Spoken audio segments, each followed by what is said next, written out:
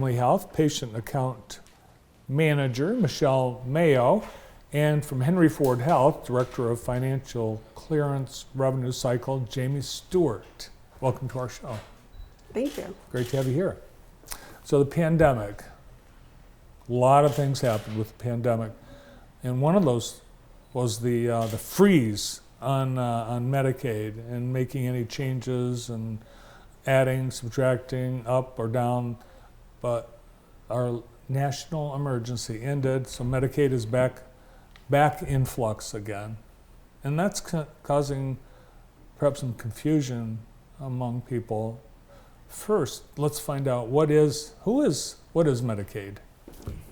It's medical coverage. It has a lot of different lines of business in it, but for most of us, it's our medical coverage that we have. It covers children, adults, some of those that are that perhaps are on disability, things like that. So it's a line of coverage that will ensure that you can continue with your health care, that you can get all the health care that you need. And so during the pandemic, most people were able to maintain their Medicaid coverage. And of course, now it's back to that renewal process.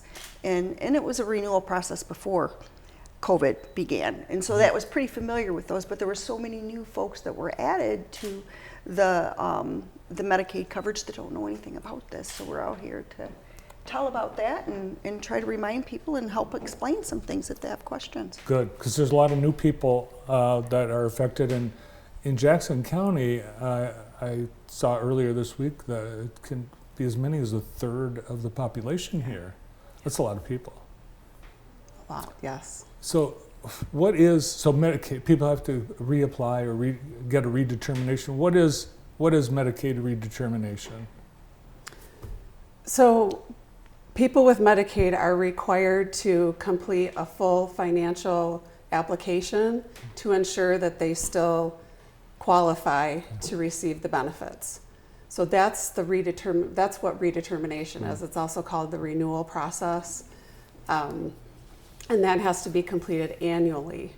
And that's the process that was paused during the pandemic. And that's everybody every year it's a form? It's an application. It is available online in your MyBridge account.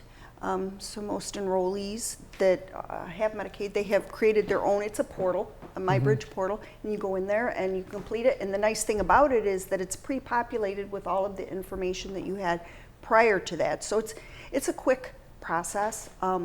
We definitely understand questions and things like that, but it's nice that that information is already in there. So you can just look at that application. First of all, primarily make sure your demographics are correct. Look at that application, note any changes, and then submit. And it's pretty simple. So if there's no changes, you just have to one click and you're done. Well, you have to update it, and it'll say approve each segment. So it's like you're attesting that you've looked at each one of those segments. Through the whole thing. Yes. All right. Now this window, you can't do this anytime during the year. It's just a certain window of time, right? So you can update your contact information anytime. Okay. So really that's the most important message that we want to get across is if you have a MyBridges account, update your contact information, your phone, your address, your email. That's going to ensure that you receive the communications from the state. And that's why a lot of people are losing Medicaid coverage throughout the country is they aren't receiving those communications.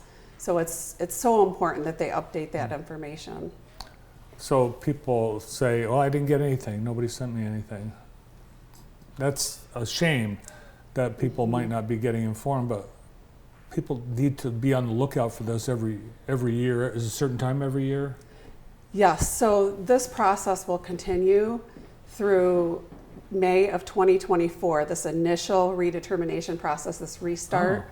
So every patient or every person with Medicaid has a different enrollment month. All right, so you guys are the ones helping people learn that this is happening and that you need to do something. So what actions should people who use Medicaid take, like right now? update those demographics. Make sure that your phone number is correct, that your address is correct. You don't, if you enrolled in 2020 and now you're living elsewhere in 2023, they need to know that so that they can mail out that application process. So in My Bridges, if you have that electronic portal, it's going to send you an email kind of blast. And then it will also generate a packet, an application that will go out in paper to the last known address that's listed in My Bridges. So there is a paper process to it, as long as we have the correct demographics, or as long as they have the correct. And we've got all these portals: My Health, My Chart, My Bridges, Social Security. I mean, there's a lot, but people need to be connected to that.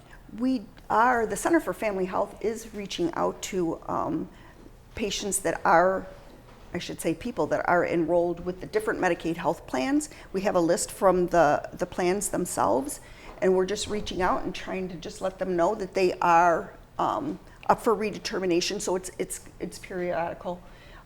As they come up for redetermination, we're reaching out to them. So they're going to have a lot of reminders in there, and it's a collaborative effort between Henry Ford and the state and ourselves. So we are making phone calls. So if we do reach out to you,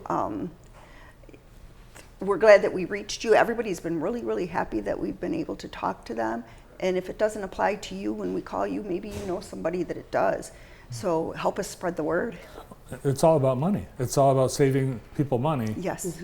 When they have to use healthcare. And to a disruption in care. So people will delay care if they don't have coverage. Medical bills can be frightening. And so we really want to encourage people not to delay care if they think they've lost their coverage. And that's probably the most important message, is that continue with that care, get your care. We'll take care of it on the back end. We'll work with you, we'll help you get things lined up for you, but make sure you go to your appointments. If you need it, get it. And then that's what the support staff are all about, to help you through the way, through that whole enrollment process. So Medicaid, that's the granddaddy of them all, but there's other things. You are tuned in to other ways. Yes. You're looking out for the patients. Tell us a little bit about, at the Center for Family Health, the kinds of things that you guys are doing to support patients. Well, we have so many support services there, but I can speak to outreach and enrollment. We're going out into the community in all of these events and telling them about the services at the center, collaboratives with these different organizations, the services that they offer as well, just letting people know that we're a face of the center and that we can help them. We have our sliding fee discount. So say you did not qualify, you don't want to enroll in Medicaid for whatever reason. We have our sliding fee that we offer and enroll patients in every day, all day long. And it also can be used if you have a commercial plan. It can be used as a secondary insurance. So we'll bill your primary insurance and then add the sliding fee to it and greatly reduce that out-of-pocket expense. We can use it for pharmacy. We can use it for any service that's at the center. It's really, we have so many different carve-outs that we can work with and try to get you covered for whatever your particular situation is. So the redetermination, is it cut and dried? If you make this much money and there's this, then you're either eligible or not? Are there extenuating circumstances? There are different programs and different ways of qualifying. Okay. Yes. How about at Henry Ford Health? What are some of the things you guys are able to do for patients? So we're using our electronic health record to identify patients that are approaching redetermination, and then prompting our staff to have a conversation with those patients to ensure they're aware of the requirements. We're providing resources if necessary. These conversations are occurring during phone calls with the patients when they present to our facilities. We also have a robust communications plan, so sharing information on our website, on our social media channels, and we're also attending community events in Jackson and really throughout all of the communities we serve. Additionally, and like the Center for Family Health, we're So Michigan Department of Health and Human Services, I think you said you had someone on your show last week. So that's the state agency that administers Medicaid, and we're a partner. So it's called an Access and Navigator Community Partner, and that allows us to provide a laptop to the patient so they can come into our location. If they don't want our assistance but they need access to a laptop, we can provide that.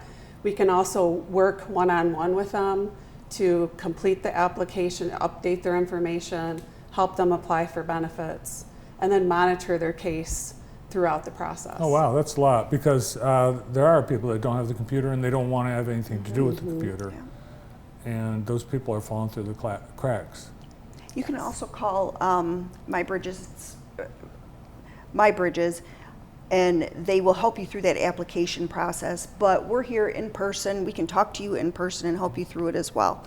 So if you are homebound, whatever, there's still that phone. And also you can reach out to us and we'll help you as well. That's great.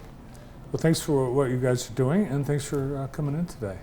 And I want to say too, just one more thing is that, you know, like Michelle said, it's disruption of care. That's the main concern. And at Henry Ford, we treat patients with emergent medical conditions in all of our emergency departments and labor and delivery locations, regardless of ability to pay.